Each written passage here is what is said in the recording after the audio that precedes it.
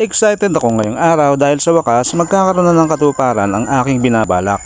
Magtatanim uli ako ng halaman sa paraan na matagal ko nang pinapangarap. Pero bago maganap ang aking iniisip, kailangan munang ihanda ang kailangan na basic, simpleng garden soil mixture, all organic, topsoil sa may damuhan at manure sa rabitan. Sa paggawa ng Bukid Farm Organic Soil, linising mabuti ang lupa o topsoil.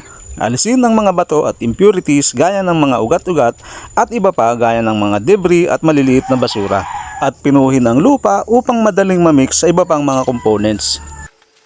Ang isa sa mga key benefits ng carbonized rice hull o sunog na bualaw ay ang pag-improve ng structure ng lupa.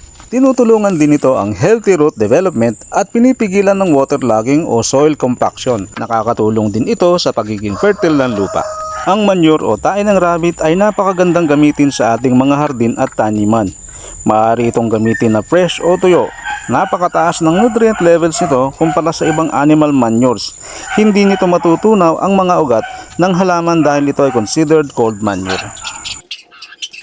Sa organic soil na ito, ang aking ginamit ay 2 balde ng carbonized rice hull o sinunog na bualaw, 1 balde ng nilinis na topsoil o lupa, at kalahating balde ng tae ng rabbit.